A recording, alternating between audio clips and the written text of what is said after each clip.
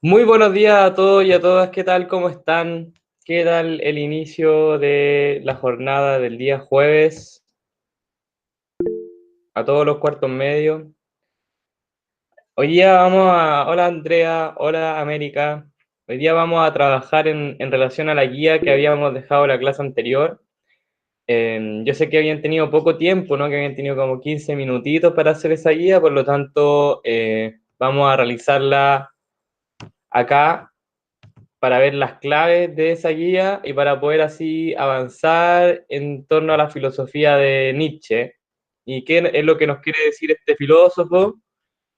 El de extracto, un extracto muy pequeño que trabajamos, un extracto de menos de una plana, dos planas, creo, que está en un texto que se llama Así habló Zaratustra, un texto difícil, pero también es un texto muy completo porque ahí se encuentra toda la filosofía de Nietzsche. Se encuentra la filosofía de Nietzsche respecto a la moral, respecto al origen de la moral.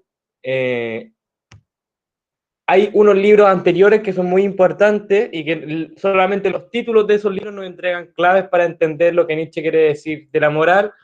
Uno es La genealogía de la moral.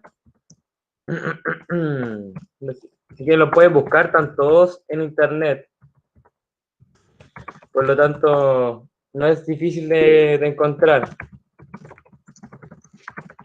Esos son los dos libros, los primeros libros que tratan sobre la cuestión de la moral, son La genealogía de la moral y Más allá del bien y el mal. ¿Por qué Nietzsche titula estos libros así? Porque lo que quiere decir es, y lo que quiere revelar al mundo, es las características de la moral, ¿no? Las características de la moral y cómo la moral responde a una cuestión histórica, a una cadena de sucesos históricos, y que también tiene que ver con el poder. Tiene que ver con el poder, con cómo se instaura un poder, en este caso en la época de Nietzsche, cómo se instaura el poder eclesiástico, eh, pero no solamente cómo se instaura como institución, sino que cómo se gana, por así decirlo, cómo se gana a la gente, cómo se gana a la cultura, cómo al final y al cabo empieza a ser una cuestión totalizante y empieza a tener la homogeneidad respecto al concepto de bien, respecto a la virtud y respecto al pecado, ¿no? Cómo es capaz de introducir conceptos morales en la historia.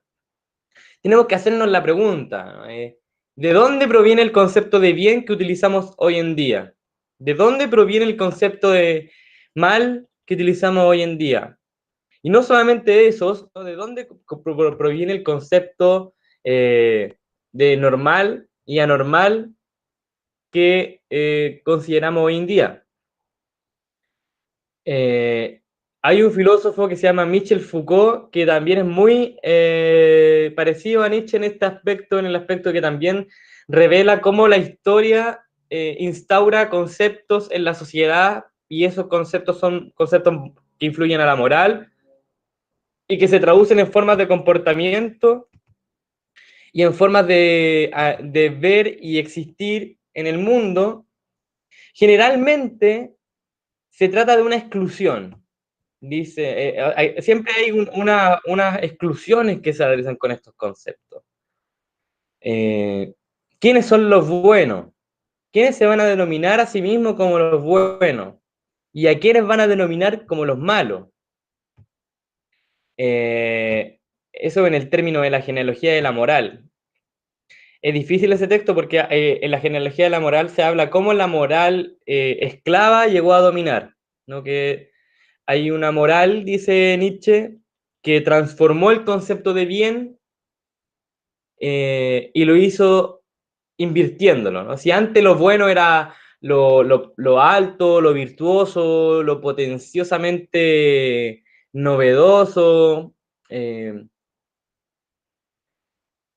el poder también, luego los esclavos van a tomar ese concepto de mal y lo van a transformar o sea, ese concepto de bien y lo van a transformar hacia la humildad, a poner la otra mejilla, bueno, todas las consideraciones del bien que hace la casta sacerdotal, ¿no? Y que transforma esas visiones de bien y mal, luego el malo es el pecador, ¿no? Y el bueno es el humilde, el pobre, recuerden que ese es el pueblo de Dios. A eso es lo que se está refiriendo también. Y eso tiene su raíz, dice Nietzsche, en Platón. Platón es el que funda la base de la moral para la sociedad, porque todo nace ahí, ¿no? Las consideraciones sobre el bien, sobre el mal, sobre el pensamiento, pero por sobre todo sobre el cuerpo, sobre el alma, sobre este mundo, sobre si la existencia de otro mundo, etcétera. Bueno, revisemos la guía entonces. ¿Me puede ayudar? Un comentario antes. Hay gente que se excusa de venir a clase, eso está muy bien. Gracias a la gente que manda correos y dice, profe, hoy día no voy a poder venir. No entiendo, está bien que se justifique, pero nada reemplaza la asistencia a clase. O sea, la justificación es una J y la asistencia es una A, ¿no? Y, si usted, y al fin y al cabo, lo que cuenta es la asistencia. Entonces voy a pasar la lista para que, para que avancemos en esto.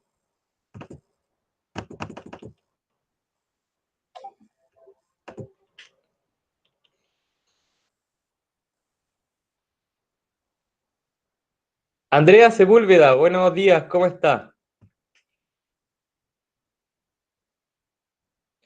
Andrea Sepúlveda, ¿está o no? Sí, profe. Hola. Hola, ¿me podría ayudar a leer? Mire, hasta el punto aparte. Ay, profe, no. Andrea, mire, esto es lo que vamos a leer en menos de una plana. No es nada lo que vamos a leer. ¿Hasta dónde? Es hasta acá, hasta el punto, hasta donde dice vecino. Ya, bueno. ¿Parto más? Sí, por favor. Así habló Zaratustra. Muchos países y pueblos ha conocido Zaratustra. Así descubrió el bien y el mal de muchos pueblos. No ha encontrado Zaratustra sobre la tierra potencia más grande que el bien y el mal. Ningún pueblo podría vivir sin antes haber valorado. Más para sobrevivir no debe valorar del mismo modo que el vecino. Gracias. Andrea, ¿qué es lo que entiende usted cuando dice más para sobrevivir no debe valorar del mismo modo que el vecino? Que los, la gente no considera el bien y el mal de la misma forma que otras personas, que otras comunidades o otros grupos, porque viven quizás distintas situaciones y se tienen que adaptar como a cosas distintas, como algo así. ¿Tiene que ver con la adaptación, dice usted? ¿Sí?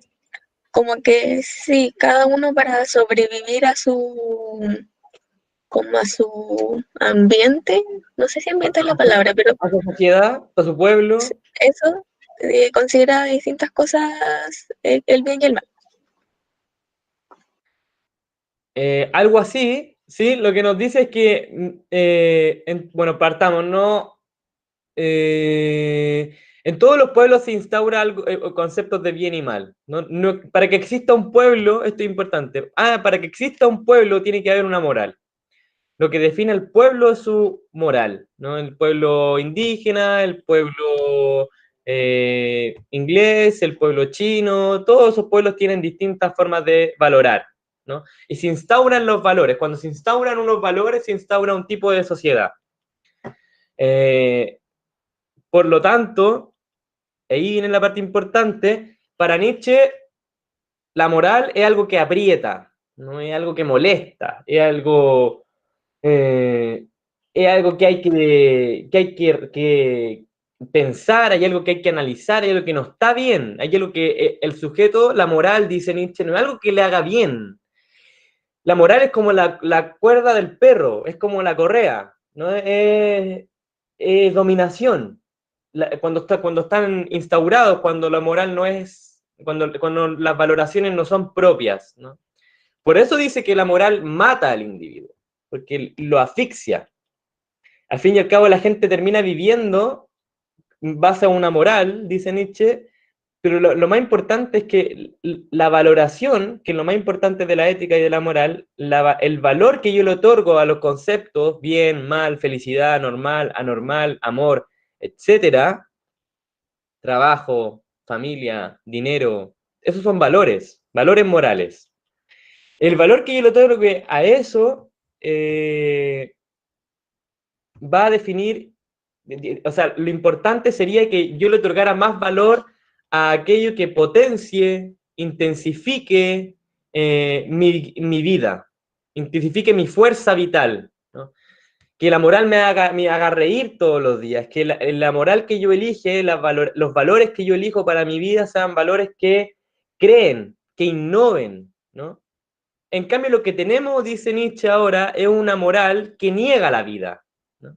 La moral de Platón, por ejemplo, es una moral que niega la vida. La moral que niega el cuerpo y que dice que hay que reprimir al cuerpo, es una moral que niega la potencia vital, ¿no? El cuerpo es la máxima expresión de la potencia vital. Con el cuerpo puedo alcanzar muchas cosas. Entonces, bueno, miremos nomás la Biblia, ¿no? O sea, se describen 10 pecados, ¿no? No se puede mentir, no traicionarás, no adorarás falsas imágenes, no. Y esas son las formas de valorar que niegan la existencia porque son instaurados, ¿no? Porque no son valoraciones propias. Aquel que quiere vivir, ¿no? Aquel que quiere vivir sobrevivir a la muerte de la moral, tiene que valorar por sí mismo. Eso es lo que está diciendo en la primera cita. Cristóbal Chacón, buenos días, ¿cómo está?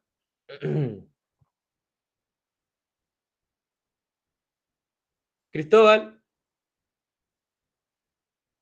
Buenos días, profe. ¿hizo la guía usted de Nietzsche?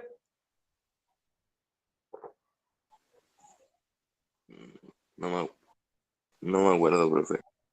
Tiene hasta hoy para hacerla. Hoy día el máximo plazo. Hoy día la voy a recibir. Eh, Cristóbal, por favor, ayúdeme a leer acá donde dice he encontrado hasta otros, por favor. Enseguida, profe.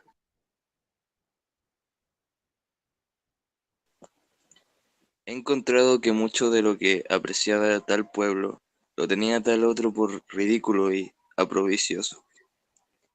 He encontrado que mucho de lo que en tal país era tachado de malo, disfrutaba en tal otro de honores de púrpura. Jamás se entendían los pueblos vecinos. Siempre los pueblos se sorprendían unos de los de la superstición y malicia de otros. Gracias. Entonces, según lo que dice esta cita, ¿podría darme usted un ejemplo de lo que está diciendo Nietzsche cuando dice que algo que en un pueblo se aprecia, otro pueblo lo desprecia o lo encuentra ridículo? ¿Ha encontrado algo así? ¿Podría dar un ejemplo? Como las diferentes culturas, como por ejemplo los asiáticos que de repente eruptan o se tiran gases o hacen ruido al comer, pero en otros lugares eso está mal visto. Y entre ellos es como para agradecer la comida. ¿Eso sería un ejemplo? Muy buen ejemplo, ¿no? Si alguien tiene otro ejemplo, por favor, lo podría anotar en el chat también para que podamos más o menos situar lo que quiere decir con las distintas formas de valorar. Yo tengo uno también, es el de cómo miramos, cómo valoramos la medicina y los fármacos, ¿no? Si hay distintas formas de valorar los fármacos y la relación que los enfermos tienen al tomar pastillas, ¿no? Estados Unidos es el país de la farmacia, el país de la industria farmacéutica, un país con una industria farmacéutica muy grande. Y eso en Latinoamérica también está reflejado, puesto que los mayores negocios son las farmacias y las botillerías, ¿no? Las farmacias es un negocio más rentable. Entonces, la salud estadounidense y de la farmacéutica estadounidense instaura que tomar remedio es sano, ¿no? Que uno cuando toma un remedio, si yo estoy tomando amoxicilina, por ejemplo, es porque me estoy sanando, ¿no? Me estoy recuperando de algo. Si tomo antidepresivos también es porque estoy tratando mi enfermedad, estoy sanándome, ¿no? Bueno, esa es una forma de valorar los fármacos. Los ingleses, por otra parte, tienen una concepción mucho más distinta de los fármacos, ¿no? Si tú vas y estás tomando un fármaco, lo más probable es que alguien te pregunte qué tan enfermo estás, ¿no? Porque es sinónimo de tomar remedio estar enfermo, ¿no? No es visto como algo saludable, ¿no? Usted va a un botiquín estadounidense y va a encontrar pastillas para todo, ¿no? Pastillas para dormir, pastillas para la guata, pastillas para un montón de cosas, ¿no? Porque existe una valoración ahí. A ver, en Sacha dice, en India las vacas son sagradas, en Chile no, también las formas de alimentación varían de un lugar a otro, también porque distintos pueblos han encontrado distintos placeres. Sacha, buenos días, ¿me podría ayudar a leer usted que está tan atenta a la clase?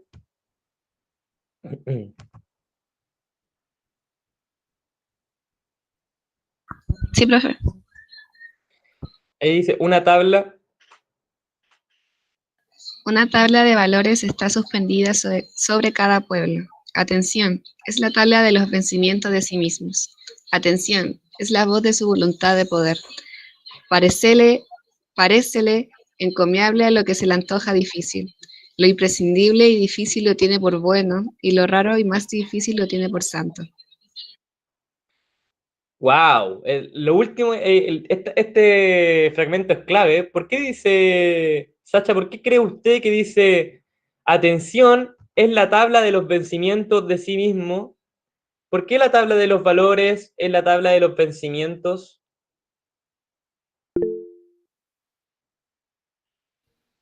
Porque para unos quizás sean valores y para otros sea todo lo contrario. Sacha, la palabra vencimientos no habla de algo que se está venciendo, ¿no? No es como un yogur que se venció o una papa frita que se venció, sino que habla de la derrota. Yo creo que es porque la gente deja muchas cosas de lado para cumplir esos valores. ¿Qué cosas como Catalina, cómo así?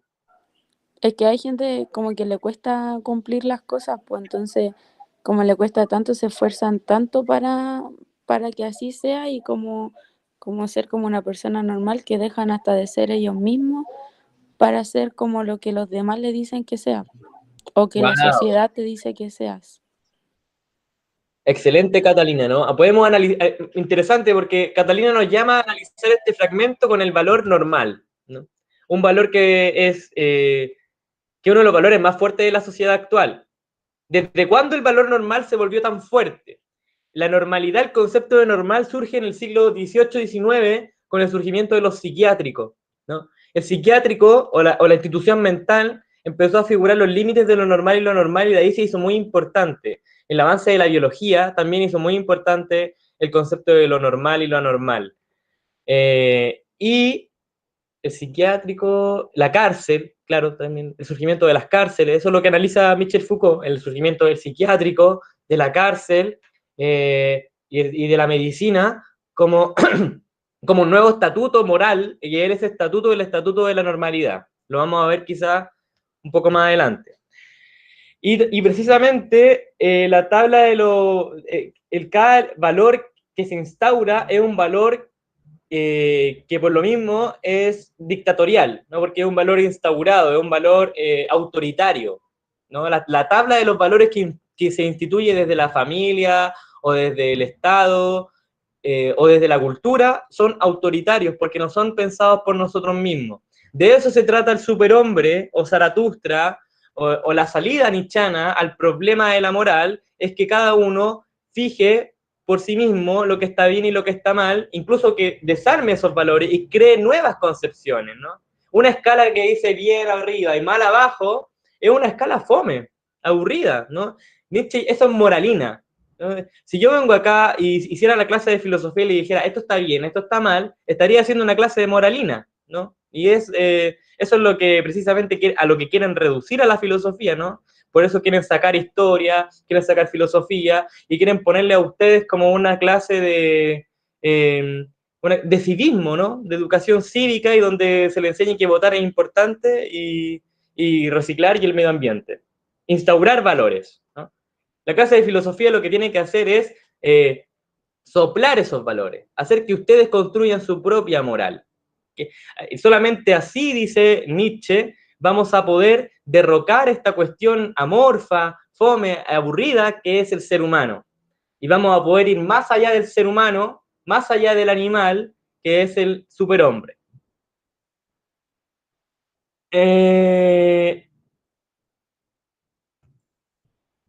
Vamos a avanzar un poco porque me interesan las preguntas, si no, no vamos a alcanzar a llegar. Dice, ¿por qué quiere decir Nietzsche cuando afirma que no hay potencia? ¿Qué quiere decir Nietzsche cuando afirma que no hay potencia más grande que el bien o el mal? ¿Alguien tiene esa respuesta? ¿Alguien podría decir cuál es más o menos la respuesta de la 1? No es difícil, ¿no? ¿Qué quiere decir Nietzsche cuando afirma que la potencia más grande del bien y el mal? Habían respuestas muy buenas, yo leí algunas. Algunos de ustedes habían puesto que en nombre del bien se habían cometido las peores atrocidades de la historia, ¿no? Y eso es verdad. Que todo el mundo se rige por eso. También, ¿no? Que el mundo se rige al parecer por estos conceptos de bien y mal que son como aún predominantes. Quizá en algún momento ya no nos van a importar. Yo creo que cada día importan un poco menos. Por eso, por lo que digo, ¿no? Hay conceptos que están tomándose la tela o tomándose el espacio, que son el valor del dinero, el valor del intercambio, el valor de lo normal y de lo normal.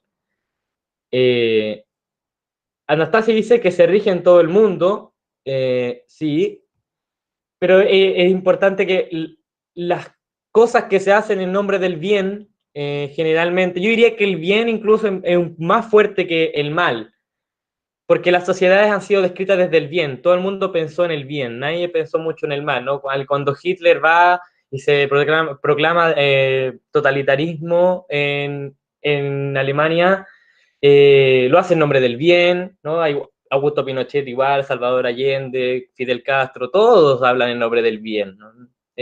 Las peores atrocidades se han cometido en nombre del bien. Pero claramente el bien y el mal son como opuestos, ¿no? Y nadie vio esto mejor que la filosofía oriental, ¿no? Con el yin y el yang, que dijo que en realidad el bien y el mal son dos conceptos de lo mismo. No son conceptos que signifiquen algo muy distinto, son oposición, es una simple oposición, pero no por eso mismo no se puede entender el bien sin el mal.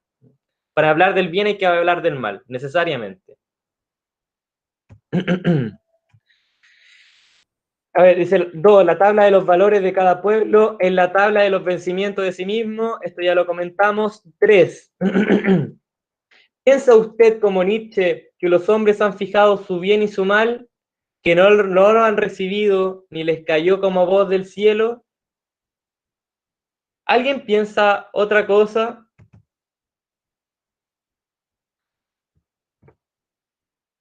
¿Qué implica que nosotros hemos fijado el bien y el mal? La verdad es que ahí está la cuestión, la gran famosa cita del anticristo, ¿no?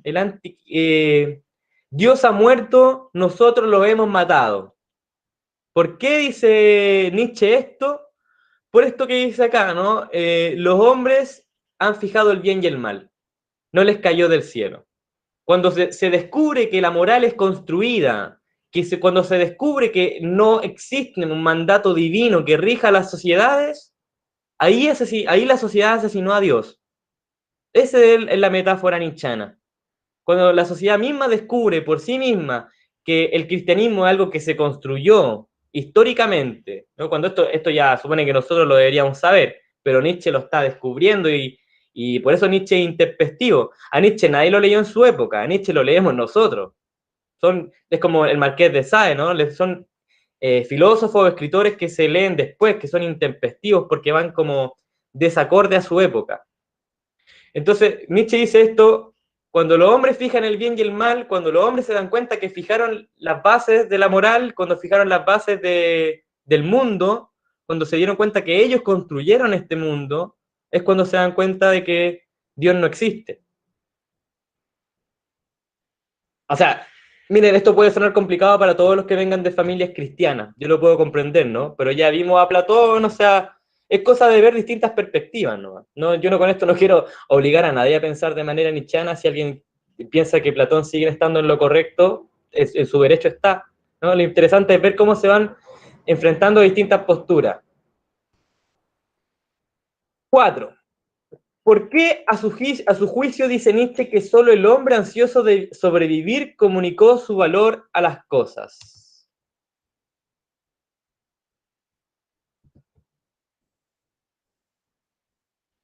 ¿Alguien tiene la respuesta para esta pregunta?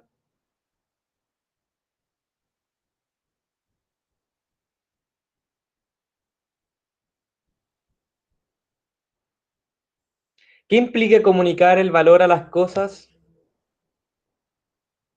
Pensemos en Diógenes, ¿no? Diógenes era ultra nichano. Diógenes es... de hecho, ahí Nietzsche tiene que haber leído a otros filósofos también, ¿no? Tiene que haberse enterado de Diógenes, tiene que haberse enterado de Epicuro, porque son más o menos los filósofos que él toma de la Grecia, ¿no? También Heráclito, muy importante para Nietzsche, por la cuestión del cambio. Y es claro cómo Diógenes dice que la civilización es el problema, ¿no? Cuando Diógenes dice que la civilización es la causa de la infelicidad, es lo mismo que está diciendo Nietzsche acá, ¿no? Nietzsche dice, la moral es una construcción, y una construcción que asfixia al ser humano, que lo hace incapaz, ¿no? Por lo mismo que estaban hablando ustedes, ¿no? ¿Cómo va a ser posible de que no podamos hacer cosas por tener miedo al ridículo? ¿Cómo va a ser posible que no podamos darle gracia, incluso chiste, risa a la vida, si nos da vergüenza salir así a la calle de payaso, ¿no? Hay gente que le da, que por vergüenza no hace muchas cosas. Entonces rompa con ese valor, ¿no? Si usted, si es tímido, a lo mejor tiene que romper con ese valor, a lo mejor no, a lo mejor le sirve y le potencia su vida. Por eso es que Nietzsche no entrega valores, no hay fórmulas mágicas. Y lo que dice es que hay que analizar cada valor que tenemos en nuestra vida y decir, ¿esto le hace sentido? ¿Esto potencia mi vida? ¿O esto en realidad asfixia mi vida, la agota me imposibilita de vivir, me incapacita? ¿O esto es algo que me potencia? ¿Esto niega la vida o esto afirma la vida? ¿No? Por eso Nietzsche es pensado como el filósofo vitalista. Si lo analizamos de esa perspectiva, Diógenes, por ejemplo, es un filósofo que dijo que había muchas cosas que negaban la vida, ¿no?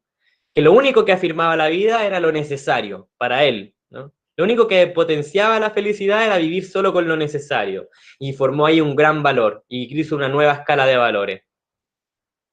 Ya, chicos y chicas, me da rabia que tengamos media hora de clase porque hay tantas cosas que podríamos analizar acá, tantas pinturas por mostrar, tantas canciones que analizar y actividades que hacer. Bueno, será para la otra. Que estén bien, cuídense mucho, descansen. ¿Alguna duda a todo esto? Yo sé que es poco el tiempo, pero si hay preguntas o comentarios, No, profe.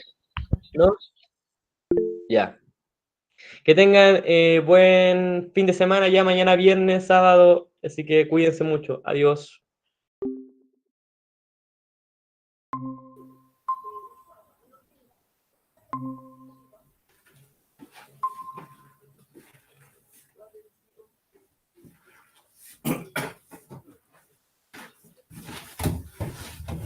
Hola chiquillos, Hola, profe.